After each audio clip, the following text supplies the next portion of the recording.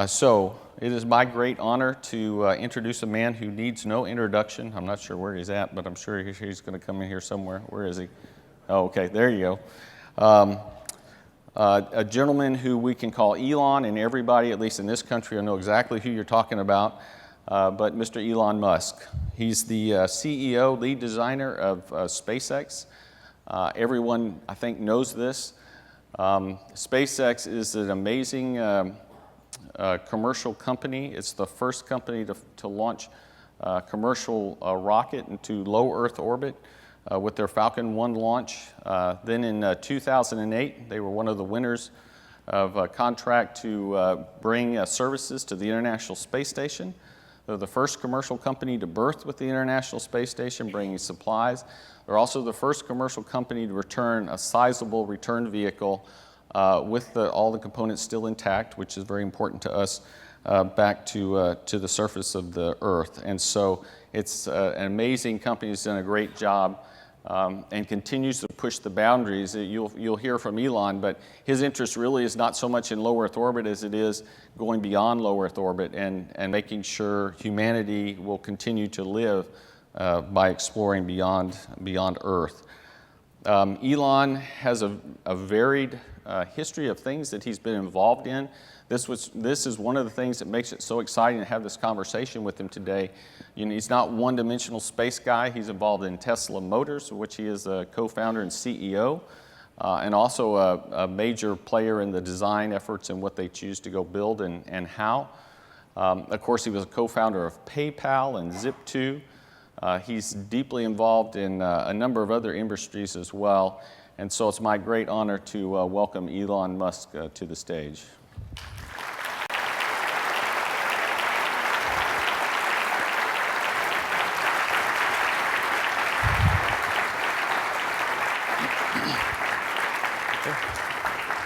Thanks for coming, appreciate it. Okay, well, these are great chairs. You guys, look at those chairs you're in. Let's see, so Elon, you and I were going to have a little chat this morning. We said it was going to be a fireside chat, so minus the fireside, I guess we're ready. Again, as you heard, I've encouraged folks to ask a few questions along the way, but I have a few questions I thought to get us started. So the first one, which is probably on everybody's mind, is perhaps you want to discuss a little bit about the recent loss of the Dragon and the Falcon 9 here on SpaceX 7. Sure. Well, I mean, I think it's obviously a huge blow to SpaceX, and we take these missions incredibly seriously. Everyone that can engage in the investigation at SpaceX is very, very focused on that, and in this case, the data does seem to be quite difficult to interpret. Like, whatever happened is clearly not a sort of simple, straightforward thing.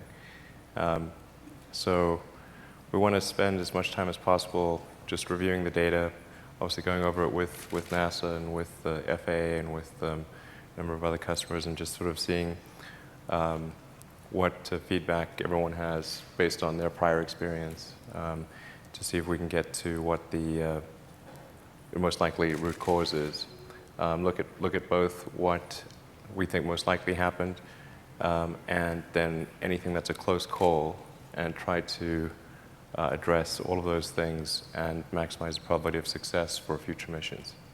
Any hints on where you think the problem lies? Well, I know there's media in the audience, so they'll... So you have to be careful. You're right. I never really learned that, but clearly that is a lesson I'm working on. So it's, yeah,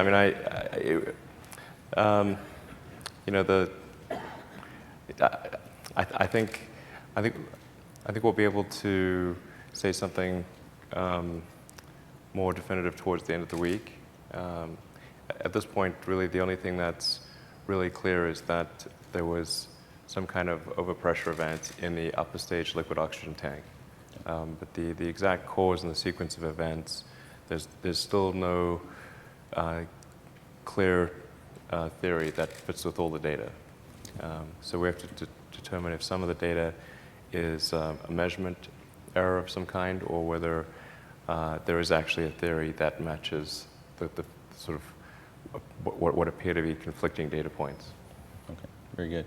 I'll just make a comment. The tweets you put out regularly, particularly when events like this happen, are really useful to everybody. We really do appreciate it. You'd be amazed at how many folks quote what you said, and how glad they are that you just step right out and at least give some sign about what's going on, and that we'll get through it. Things are going well, so we appreciate that. Absolutely, and for sure, as soon as we think we've got a clear line on what happened, and we've sort of cross-checked it with as many experts as we can, and we certainly appreciate the feedback from NASA on this front. Very much appreciated. We'll certainly put out that story. My only reticence about saying something quite yet is I don't want to say something that subsequently turns out to be a misunderstanding of the situation. Oh yeah, absolutely. Understand that. So one of the questions that I ask myself regularly is, at what point does all this government help hurt? So this event occurred, and you have NASA folks there from about 3 different programs that intend to use your services, ISS being one of them. You have the FAA that's involved. The range folks are there. Without feeling like you're giving your customers a hard time, how is that interaction, and what should we consider doing differently so that we, in those areas where we can help, we are helpful, and in those areas where we're really keeping you from getting your job done, we can modify ourselves? Yeah, actually, I think the interaction with NASA has been great thus far. The biggest challenge is there are a lot of inquiries coming in simultaneously. So it's hard to sort of keep, respond to everyone right away. But actually, it seems to have gone fairly well. The biggest thing that's needed in the sort of short term is the ability to sort of gather all the data, create a very precise timeline, so that by the millisecond we know what each sensor was reading, and we can correlate that with ground video. And actually, like, one of the biggest challenges is matching the things to the exact time, because when you're talking about a matter of milliseconds, being able to say what is the ground track video compared to the data as received by the by the ground station from the rocket, and then taking into account the actual time taken to generate a packet of information. When was that sensor read? When was it encoded into a packet, and when was that packet sent to the ground? When you're dealing in milliseconds, all that stuff actually makes quite a big difference. Yeah, sure. So that's the biggest sort of effort we've been engaged in thus far, is just putting together a super detailed timeline, and then just making sure that we have the sequence of events down as precisely as possible. That's what we've been working on, and but actually, certainly, with the interaction we've had with NASA and with us, it's actually been quite good thus far. And we've explained that this is what we're doing, and then we very much welcome any feedback or input or review of the data that would lead us to a better understanding of the circumstances. I thought we had a very productive discussion back when we had the Engine 1 anomaly, and so I found it to be very useful. But that's a perspective from a NASA perspective, so it's always interesting to know your perspective of that. Yeah, it seems to be quite good actually right now. Yeah. So you're building, in the last couple launches, you've had landing legs, and you've been working on landing the first stage back eventually to shore. Can you talk a little bit about that and what your vision is for that and for SpaceX in general as you go forward? Sure. Well, the overarching goal of SpaceX is to try to advance the state of space transport, advanced space transport technology to the point where, get as far along the path as we can to where space travel is hopefully commonplace at some point in the future. And and where we can send large numbers of people and cargo to other planets. And it's like that's the sort of thing that needs to happen for humanity to have a great future in space. So we want to keep pushing that. And I think like key to that future is reusability. So that's why we've worked quite hard on reusability. And fortunately, we haven't succeeded yet. And in fact, the last launch, ironically, was we actually had the best chance of landing the vehicle on the sort of drone ship that's keeping station in the Atlantic.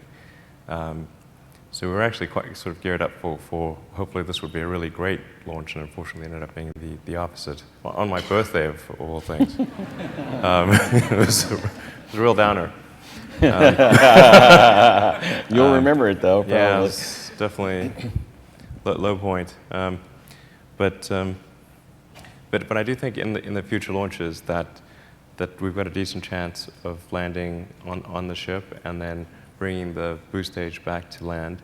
And then the next challenge, of course, is trying to figure out how to efficiently and effectively reuse it. And it is designed for easy reuse in theory, but we've got to see what the stage looks like when it comes back in one piece. Mm-hmm. We have been able to, over the last few years, do a number of vertical takeoff and landing tests of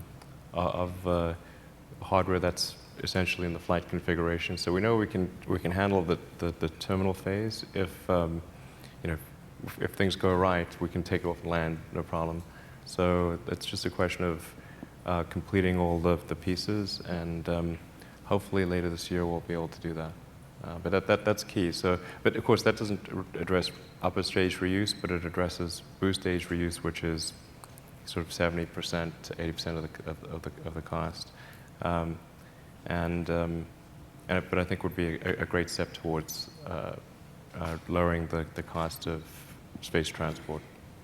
So, if you look at your history, I guess Zip2, PayPal, these are largely software type efforts. Now you've got Tesla electric cars, you're building a battery plant, a solar city. I guess you're involved in solar city. So why space? This seems, space to me, and just what I agree with you, seems to be more of a passion, and the others are businesses. But I can't tell. Why space? Why do you think it's important for us to have quick access to low Earth orbit?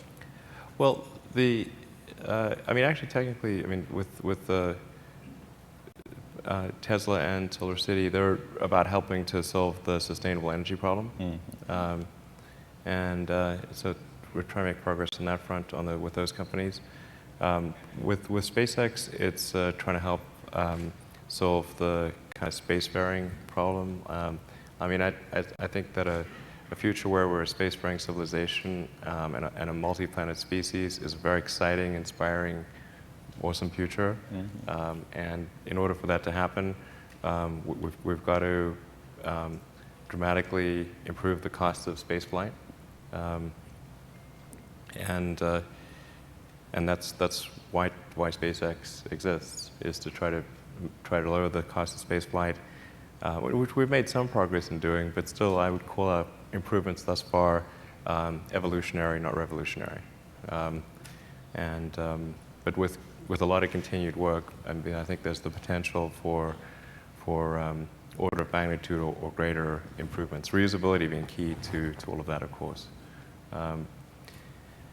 And then hopefully, if we can keep improving the cost of space flight, then eventually, if that trend is in the right direction, it could be leading to a city on Mars, and certainly along the way, a lot of activity in low Earth orbit and the moon, and lots of other exciting things.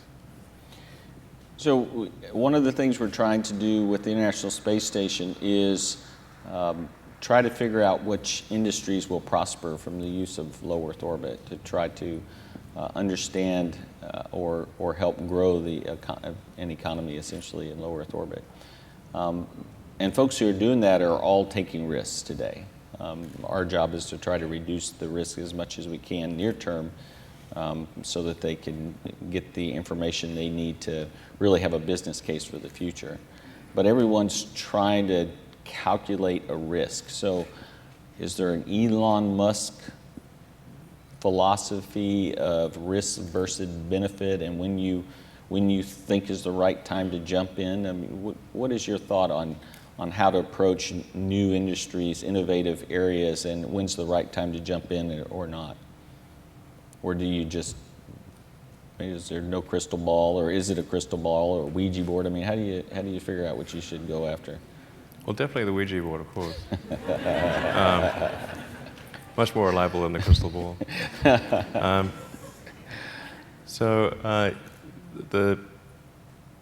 Yeah, I mean, I don't really like risk for risk's sake or anything. And I do think that a lot of things are very risky with a low chance of success. But if you want to try to come up with an innovative breakthrough, that's going to be how it is. Anything which is significantly innovative is going to come with a significant risk of failure. But if you've got to take big chances in order for the potential for a big positive outcome. If the outcome is exciting enough, then taking a big risk is worthwhile. Yeah. That's really how I approach it. But then once executing down a path, I actually do my absolute best to reduce risk, or to improve another way of saying it, to improve the probability of success, because when you try to do something that is very, very risky, that you have to spend a lot of effort trying to reduce that risk as you embark down that path. I mean, when I started SpaceX, I thought the odds of success were very low. I thought we'd most likely fail, but I thought, well, we should give it a try nonetheless. And then I'm not sure if you know what preceded SpaceX, because or why I got into the space. Well, I remember you trying to purchase a vehicle too from our Russian colleagues. Yeah, that's right. What you're talking about? Yeah. Well, actually, it was the reason I got into space was to try to increase NASA's budget. Well, God bless you then.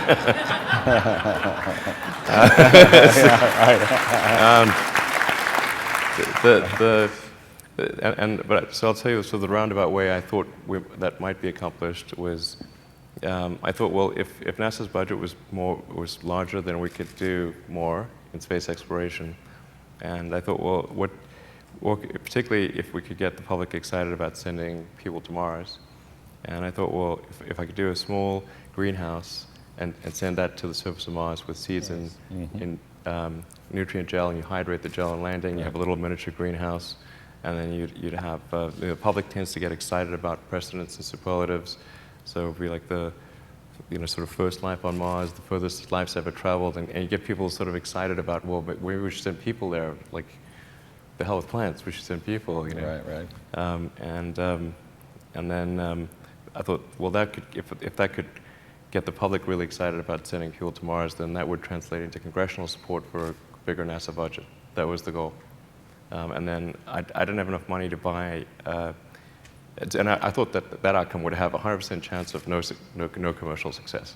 So the 100% chance of losing all the money. So compared to that, SpaceX, which I thought maybe had a 10% chance of success, that was an improvement. There you go. Well, that makes good sense. So are you still thinking about that? I do remember that conversation. This was the idea where you used Martian regolith, you send these self-contained habitats, not habitats, well, but would plant chamber kind of things, and grow small, like a meter across or something. But just to prove the concept.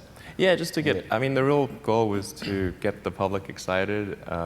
You get some engineering data about what does it take to maintain a little habitat on Mars type of thing. But the main thing would be to get the public excited and, get people to be the public to be in favor of a bigger NASA budget. That was the goal. Well, again, God bless you. That's a worthy goal. I hope you don't stop. So, commercial crew. So you've been selected as one of the providers for the commercial crew. Can you tell us a little bit about where that's headed for you as a company, and perhaps maybe how it's affected your company, if it has, if it's changed anything in how you approach space? I think things seem to be going fairly well on the commercial crew front. Overall,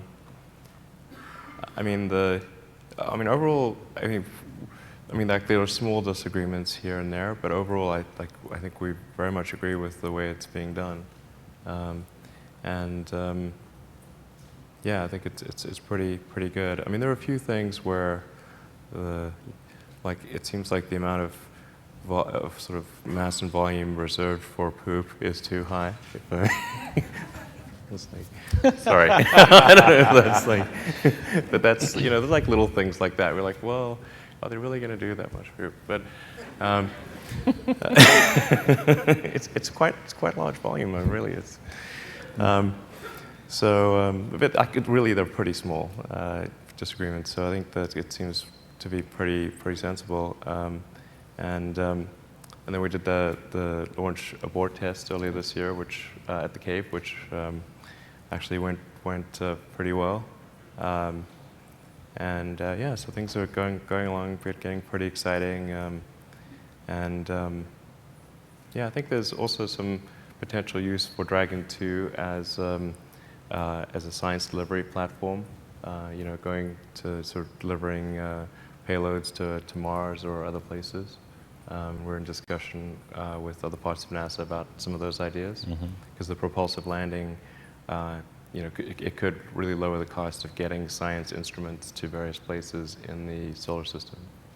So it's kind of exciting. So I'm going to come back to that in just a second. But commercial, the crew vehicle versus the Dragon cargo vehicle, clearly there are some significant differences. Yeah. Fairly innovative approach, I think, to abort testing, where traditionally you've seen the jettison rocket on top. It's a puller versus the pusher technique, where you utilize fuel that you otherwise would use for the on orbit, but of course you're not going there. So very innovative approach. Are there other areas where you feel like you're, from an innovation standpoint, you're making some significant strides with the crew vehicle? Yeah, I think the big items the biggest item really for Dragon 2 is the ability to do a propulsive landing, and it's basically having heavy thrusters on board. So those same heavy thrusters can then do the abort but retain the engines. So instead of in a normal sort of crewed mission, like say take the Soyuz for example, they'd have a tractor motor on the nose of the vehicle that would have to be, basically a rocket engine on the nose that would have to be discarded on every flight, which is a potential reliability issue, and then you have obviously unable to reuse the abort system, and and it adds bunch of mass. But then in addition, those same thrusters can be used for propulsive landing. So you can achieve a precise propulsive landing, which on land or water, which is I think a significant improvement. I mean, it's sort of also it's sort of like it really I think feels more like the future to have that capability. And then as I mentioned before, it can be extended to do payload delivery to the moon or Mars or other places, because of the generalized capability of propulsive landing to land almost anywhere. Very good. So let's go back to Dragon. At one point you had a conversation, talked a little bit about something I think was referred to as Dragon Lab, where you go to low Earth orbit and do what I assumed was sortie kind of research and bring the vehicle back. Are you still pursuing that or something like that? Is this an area where you think that there is potential? I think that there is some potential to essentially just take things to low Earth orbit and then bring them back, after a few weeks or something like that. It's not a huge area of attention at SpaceX, but I think we might do a few missions like that. Yeah, I mean, Dragon is very much sort of its primary optimization is as a transport vehicle to and from the space station. And so things like Dragon Lab and then the science delivery platform, I think, are interesting extensions of that. And I think as Dragon 2 first flies and then gets into regular flight, I think there probably will be some more applications that people can think of, particularly since with Dragon 2 the reusability of the vehicle should be quite high. So if we have reusability of the Dragon spacecraft and reusability of the booster, and somebody's willing to sort of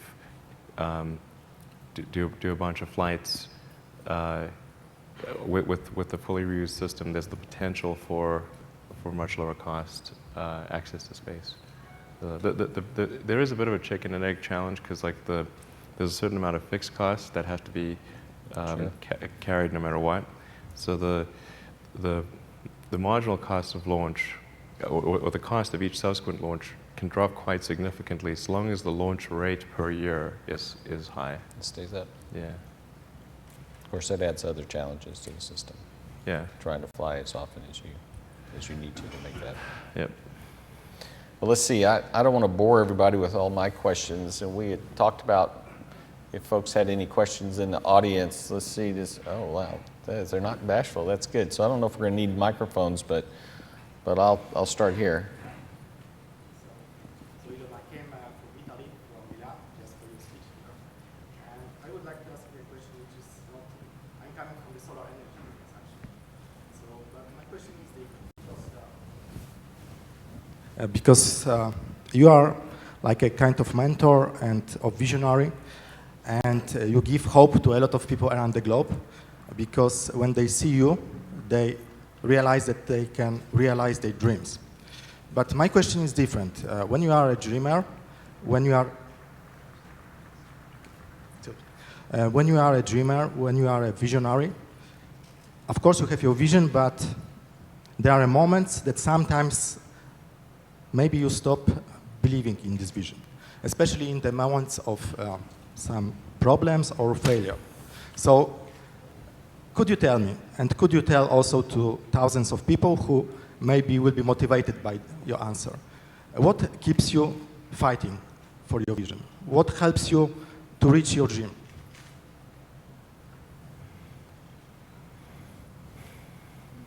Well, I mean, I think I'm kind of constitutionally just geared to just keep going. I don't know. It's yeah. I mean, it just I don't know. I mean, it certainly there are times when things don't go well, and then that's quite dispiriting for sure. And so then it's difficult to proceed with the same level of enthusiasm. But I do think the things that we're doing are pretty important to the future.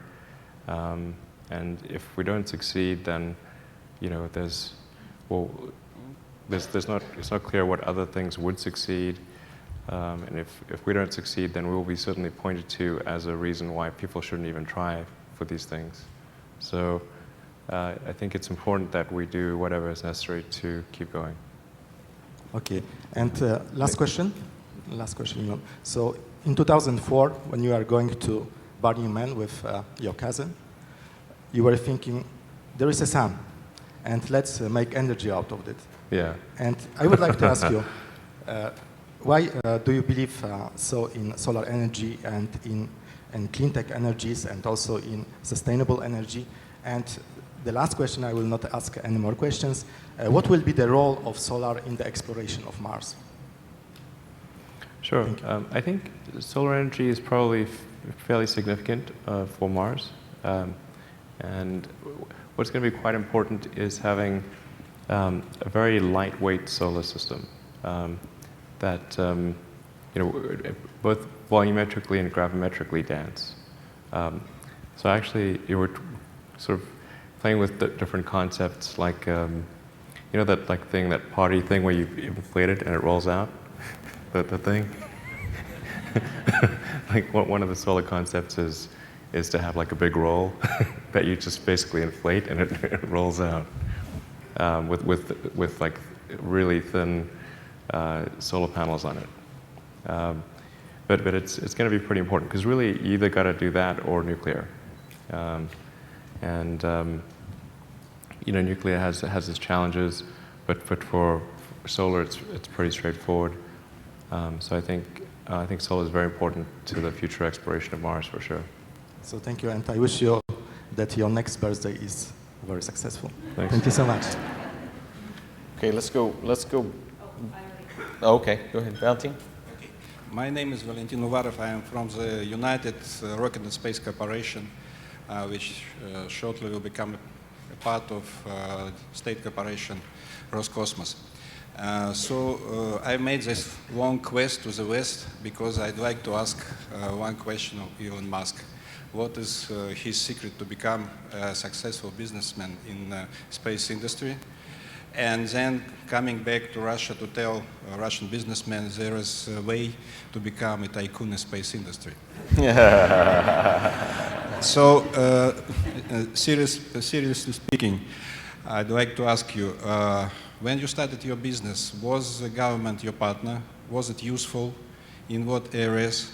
And so there are always two sides of the coin. Sure. There were times when you had to fight bureaucracy. Thank you. Sure. Well, I should say with respect to starting a space business, it's definitely not the easiest environment to start a business. I mean, I think if most people were to rank order what's the highest return on investment, I mean, space would not be very good. I mean, I'm very pro-space, so it's like, but it's, I mean, it's just true that, like, if you, start a hedge fund, or if you're in, like, many other industries, then it's much easier to make money than the space industry. This is not the easiest one to make money in.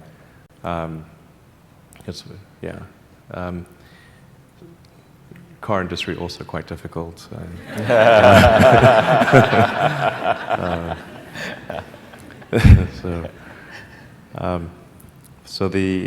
fact, I mean, when starting SpaceX, the joke, I heard the joke, this joke so often, it was ridiculous. The joke was, how do you make a small fortune in the space industry? And the punchline, of course, being start with a large one.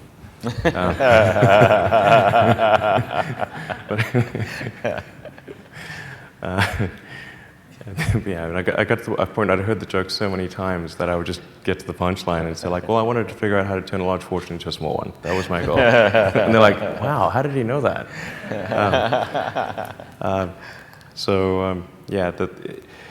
I mean, I do think there is opportunity in space, but it's tough going. I think if SpaceX and other companies can lower the cost of transport to orbit and perhaps beyond, then there's a lot of potential for entrepreneurship at the destination.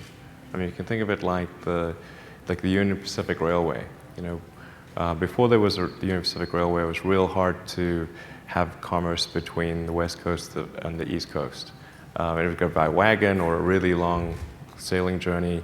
But once there was the transport, then there were huge opportunities. And now look at sort of, the California and Washington State and all the industries that have been created in Silicon Valley and Hollywood. But you got to have that fundamental transport element. Otherwise, it's really tricky. So we're trying to establish that transport element, make it easier to get to low Earth orbit, and hopefully in the future make it easier to get to the moon or Mars. And I do have sort of this long-term vision of, like, if there was affordable transport to a place like Mars, I think the entrepreneurial opportunities would be phenomenal, because there'd be people that would want to create everything from the first pizza joint to the first iron ore factory, to be like just an enormous amount of opportunity for people to create things on Mars. And then it'd be different things on Mars. Some of the things on Mars would be different that we don't even imagine on Earth. It'd be very exciting.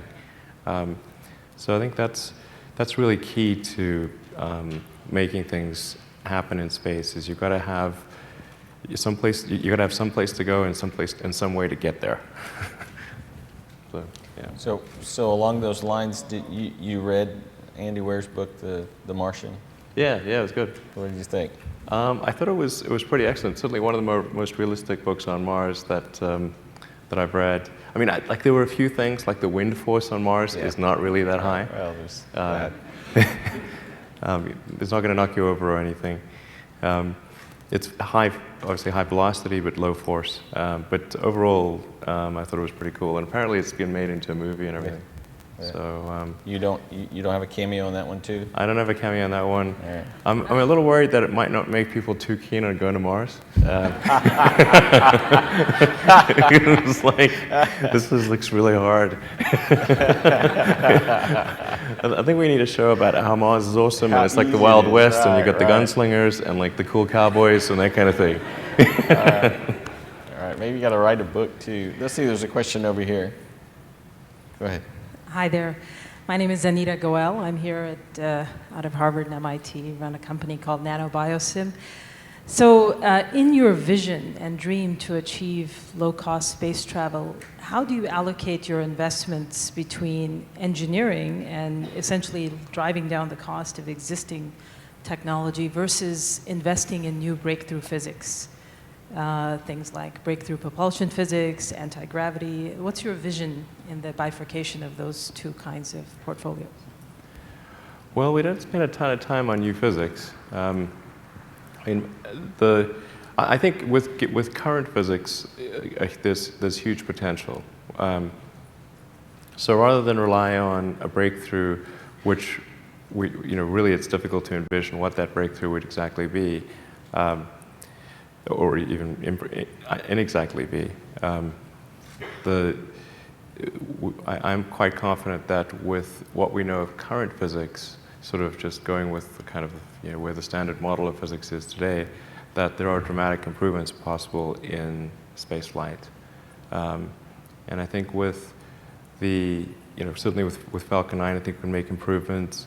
And then with our next generation rocket system, which is still many years away, that'll be a deep cryo methalox system.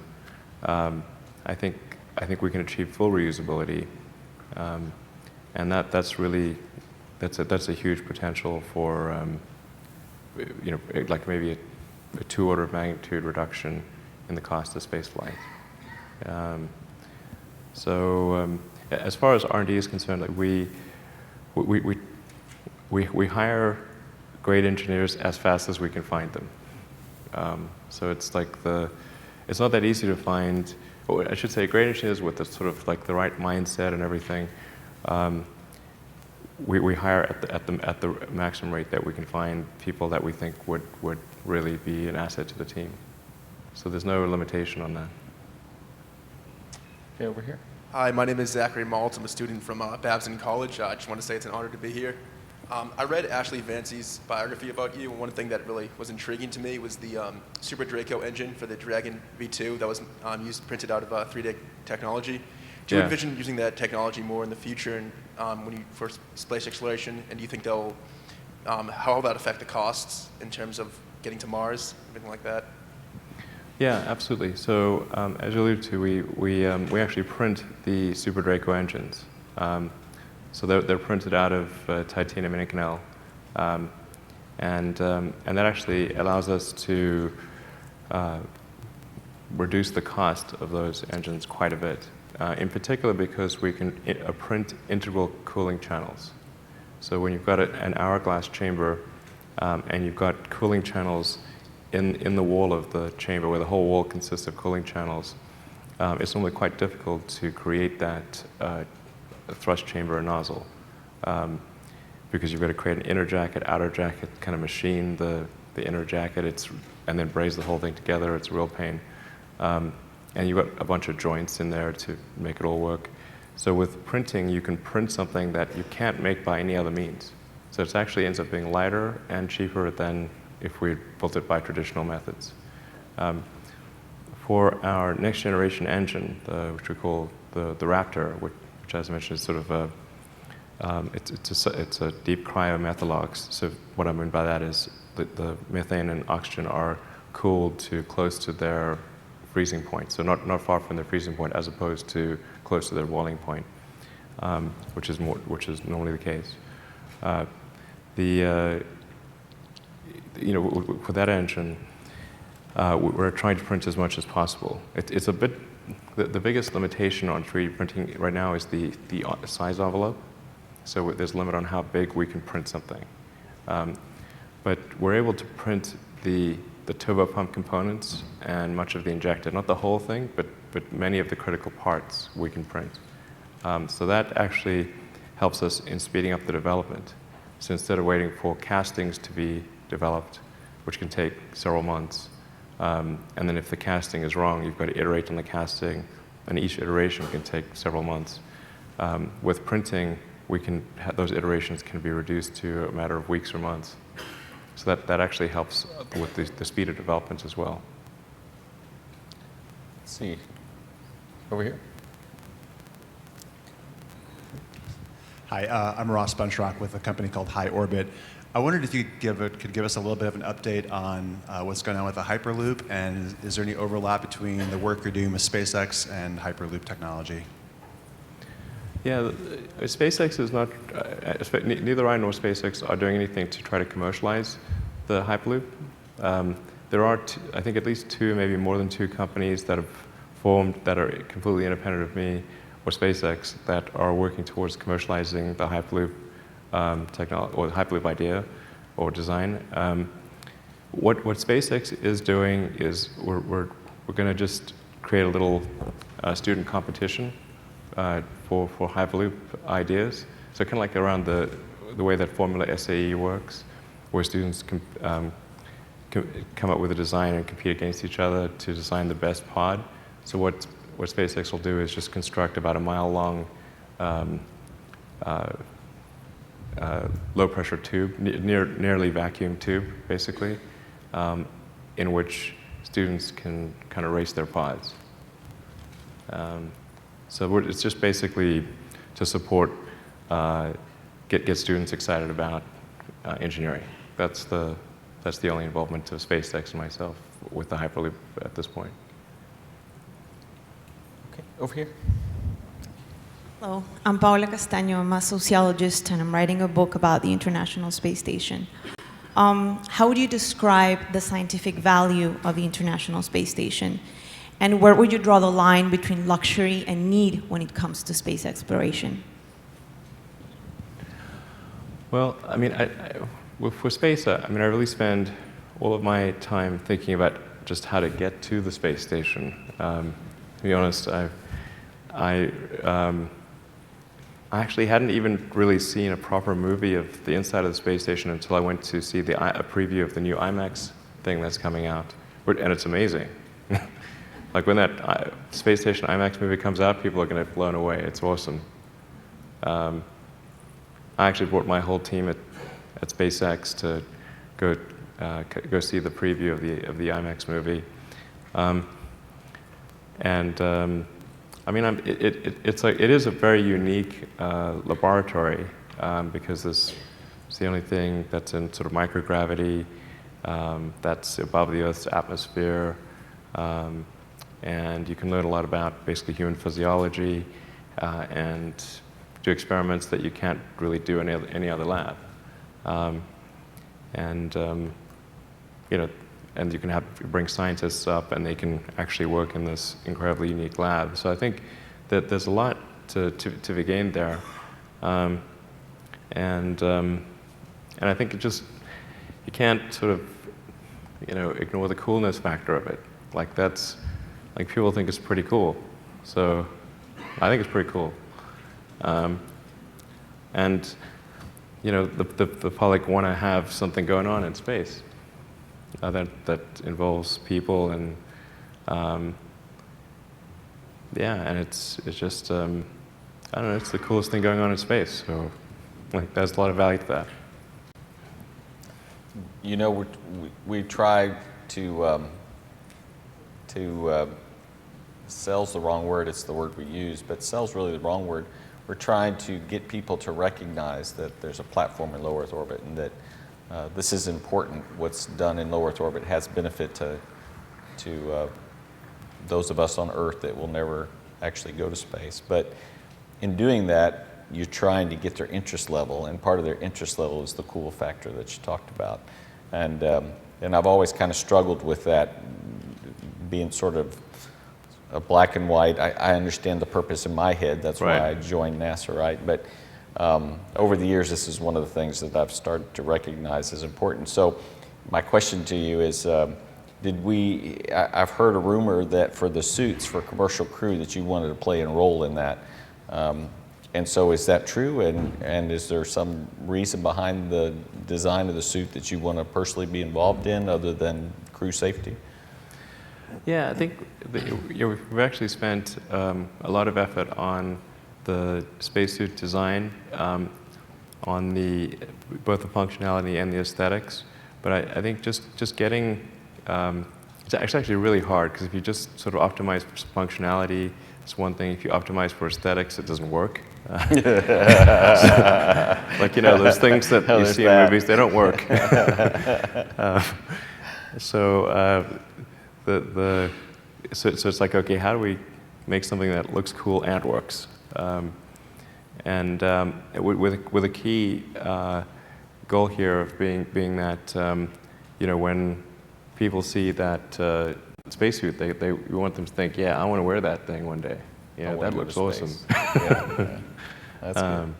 So that's the reason for it. Very good. Let's see. We'll do a couple more questions, and then can we get back in the back here, or do we have somebody else here already with the microphone? All right, go ahead. Thank you. And we'll do one more after that. Okay. I'm Alex Perlman. I'm with Boston Magazine, and I'm writing for Vice today. I was hoping that you could give us a little bit of an update on the most recent news with the idea of putting satellites to provide internet to developing countries and unconnected people. Thanks. Sure. So we're still at the early stages of sort of a big LEO constellation communication idea. And we're hopefully going to launch a test satellite next year. But I think the long-term potential of it is pretty great. But I don't want to overplay or overstate things quite this or any stage of the game really. But the long-term goal is to create a comprehensive global communication system that provides high bandwidth, low latency connectivity anywhere in the world, and provides cross-links through the satellites so that you can have improved long-distance internet. Because one of the things that sort of you realize when you look at this is that you can actually have a more direct path through space, and photons move faster. I mean, depending upon what fiber optic material they're running through, photons actually move about 40 to 50% faster in vacuum than they do in fiber optic cables. And if you look at the way that the fiber optic cables go, they trace the outlines of the continents, and they go through many repeaters and routers and everything. So if you want to, say, communicate from a server in California to one in South Africa, it's a very, very long route and sort of very roundabout path. And it's high latency, low photonic speed. And you could actually have that communication be quite a bit faster if it's in space. So I think there's the potential for doing a fair bit of long-distance internet activity, as well as providing bandwidth broadly. But it's also worth saying that a lot of companies have tried this and kind of broken their pick on it. And I think we want to be really careful about how we deliver it, about trying to make this thing work, and not overextend ourselves. So we're being fairly careful about it, but I do think this is something that should be built and would be quite good to have. What are you looking to do differently than others have done previously? Well, in our case, the communications technology would be substantially more advanced. So in the past, with, say, attempts like teledesic, the electronics of the day were very low bandwidth. I mean, really analog. or barely digital. And they weren't very high bandwidth. So it really didn't compete with, say, with terrestrial phones. In the case of Teledesic, they were looking to compete with or to address cellular needs. The system we're talking about would not attempt to compete with cellular needs. So for example, it wouldn't compete directly with, say, Iridium, which can talk directly to a handset. Our system would seek to talk to a small user terminal that's about the size of a pizza box, or much like current dishes that are the satellite dishes, but it will be flat because we have phased array antenna that's tracking the satellites. But you could mount it in a window or just anywhere outside. As long as it can see the sky, it would work. Let's see, back here, we'll take our last question back here. Hey Elon, thanks for coming out. I would like to show you, we brought a virtual reality camera here to record for the first time. We have a small startup in San Francisco called Space VR, and we believe that virtual reality is the future of space exploration because you can put people on the very front of every exploration mission. Is that something that you've given much thought or have any opinions on? Well, I've received the virtual reality demos at Oculus and at Valve, and it's pretty impressive. You can sort of imagine if that's extrapolated into the future, it's really going to super feel like you're there. And I wonder if some people are never going to want to take that off, honestly. It's pretty, it's pretty entrancing. But I do think it'd be quite exciting to do that for space as well, yeah. Do you have a setup here? Yeah, it's right here. Okay, it's right there, wow, okay. Yeah. Cool. If you have time,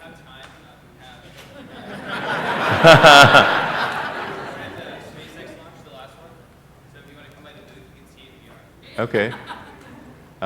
Where are you based in? Where are you based? In Howard, San Francisco. Okay. I think maybe today is going to be tricky, but but maybe since you're based in California, we could arrange something in the coming weeks. All right. Well, let's see, Elon. We'll call it a conference. I wanted to first thank you very much. You've been very generous with your time, and we, from the moment I called you, you were all in, and it's really this open conversation and your thoughts on what's in front of us that really excites us all in this room. So thank you very much for your time. We really appreciate it. Yeah, thank you. Thanks for having me. All right. Thanks, man. Appreciate it. See you soon.